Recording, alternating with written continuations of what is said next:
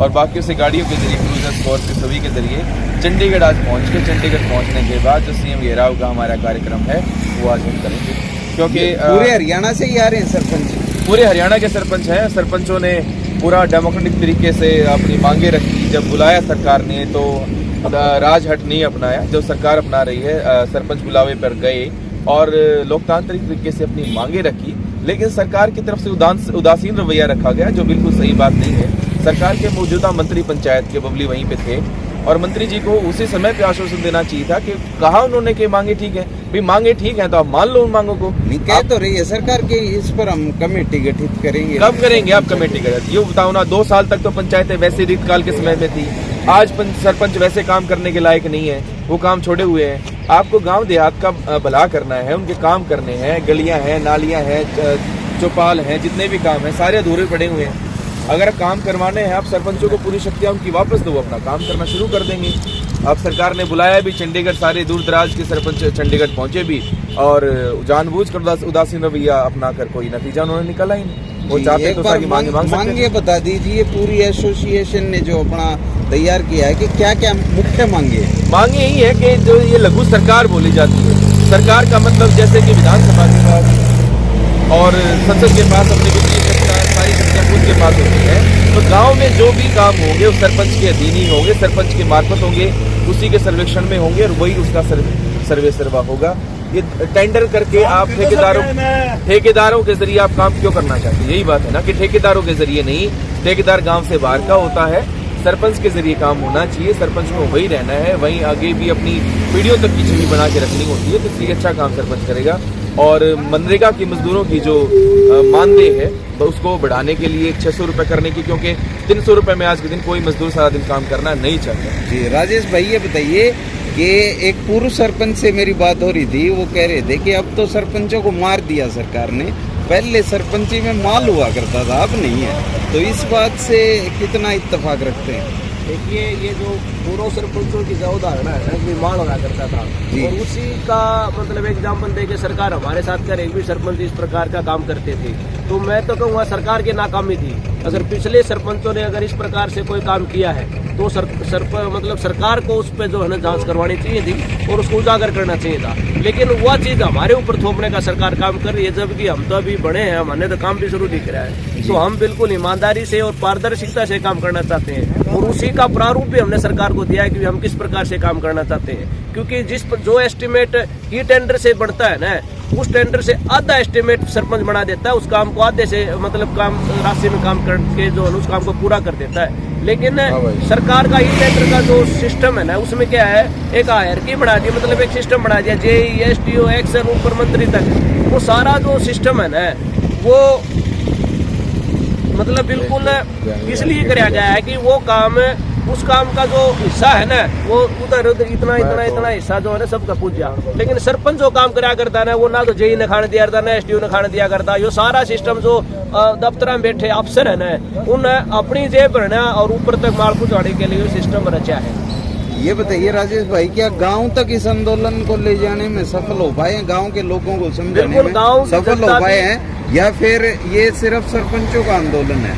ये तो हमने मतलब सरपंचों का आंदोलन हुआ ना, तो सरपंच के लिए तो ये जो सिस्टम है ना, अगर ई टेंडर की बात करा, मतलब जो सरकार कह रही है अगर सरपंच खाने की मनसा है तो ई टेंडर तो कितना आसान रास्ता है, सरपंच घर बैठे रहोगा और वो जो सिस्टम जो सरकार करना चाह रहे वो जो घर बैठे भी रच देगा।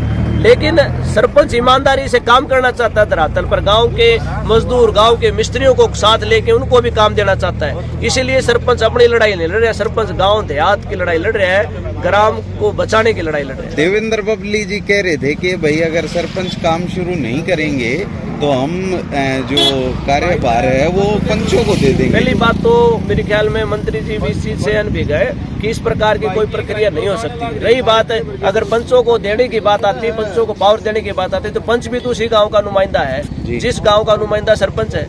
तो गांव देहात की जनता जिस प्रकार से काम कराना चाहती है सरपंच से, तो वो पंच के उससे दूर हो जाएगा, पंच ने भी उसी प्रक्रिया से काम करना पड़ेगा और पंच ने भी गांव जनता की मानकीन है।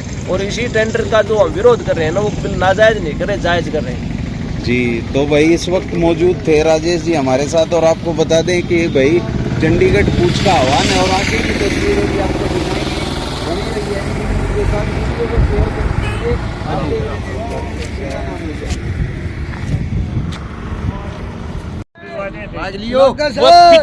प्राण तक न्यूज चैनल में सभी हरियाणा की ग्रामीण जनता को नमस्कार, आदाब, सत श्री अकाल, जय किसान, जय संविधान, जय छोटू राम। साथियों, आज पूरा हरियाणा के सरपंच विधानसभा का घेराव करने खातर बिहानी तक चाल पड़े हैं। ई सरकार की जिम्मेवारी है कि भाई जनता की जो आवाज उठावा है सरपंच, उनका गेला कौन सा बर्ताव करेंगे। और भाई हरियाणा के जो सरपंच है वे ईब थोड़े है सख्ती के साथ में सरकार का विरोध करेंगे। ये बात करांगे भिवानी की, जो भी डिस्ट्रिक्ट भिवानी के सरपंच आ रहे हैं उनसे करांगे खास तीखी बात। नमस्कार जी। नमस्कार जी, नमस्कार। बहुत बहुत धन्यवाद आपके चैनल का, जो आपने हमारी आवाज को आगे पहुंचाने की कोशिश कर रहे हो। बहुत बहुत शुक्रिया भाई साहब आपका।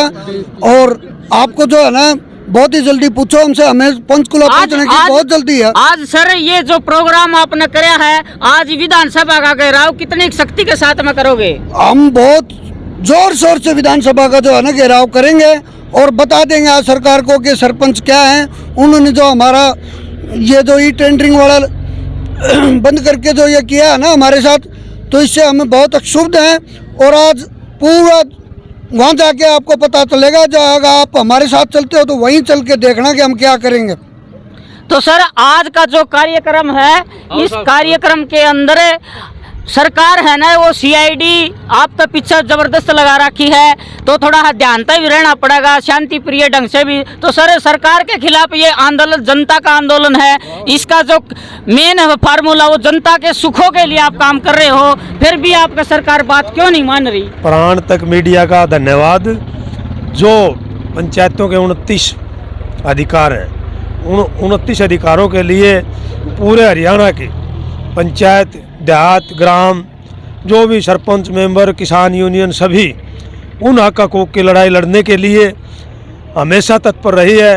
अब तो ये आन बान शान की लड़ाई है जो पंचायतों की, उसके लिए चंडीगढ़ कूच किया है और आज सीएम आवास का घेराव किया जाएगा।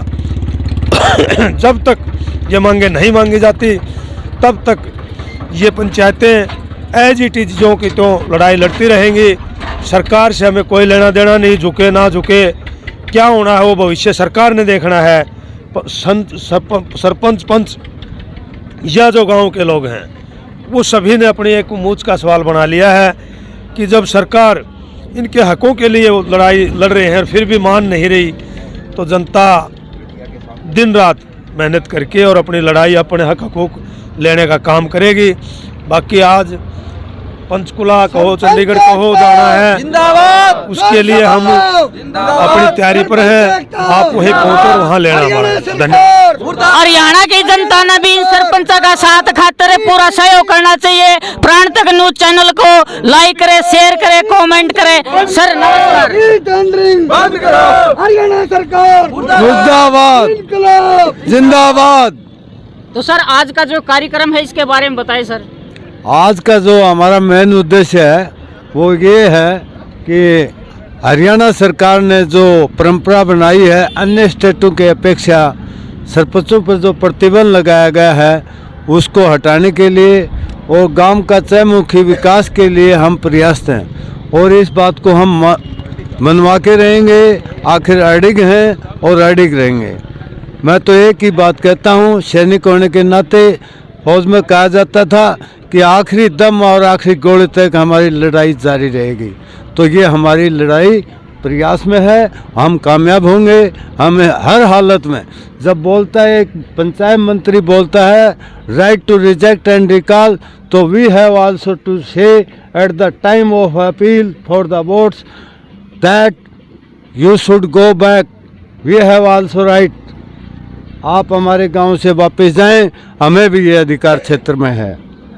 जब हमें ये नकारा जाता है कि भाई आप रिजेक्ट टू रिकॉल, तो एमपीज एमएलए को भी वो जनता के रिप्रेजेंटेटिव हैं, वो भी हमारी तरह चुने हुए प्रतिनिधि, तो वो भी रिजेक्ट टू रिकॉल होने चाहिए। इसमें बहुत निकम्मे भी हैं। मैं नहीं कहना चाहता, उनने तो सबको चोर मान लिया। क्या सभी चोर हैं? चोर को सब चोर नज़र पड़ते हैं। मैं तो साफ और सुथरी बात एक ही जानता हूँ कि चोर को चोर नज़र पड़ते हैं, झूठे को सब झूठे नज़र पड़ते हैं। हम तो एक बात पर जनता ने बनाया है, गांव के विकास के लिए बनाया है, और वो मुद्दा तभी हल होगा जब हमारे अधिकार क्षेत्र में हम काम कर सकेंगे। धन्यवाद। साथियों, जो भी इस वीडियो ने देख रहे हो और अपनी खुद की समस्या समझ के प्राण तक न्यूज चैनल को लाइक करे, शेयर करे, कमेंट करे। जय हरियाणा, जय भारत, जय संविधान, जय छोटू राम।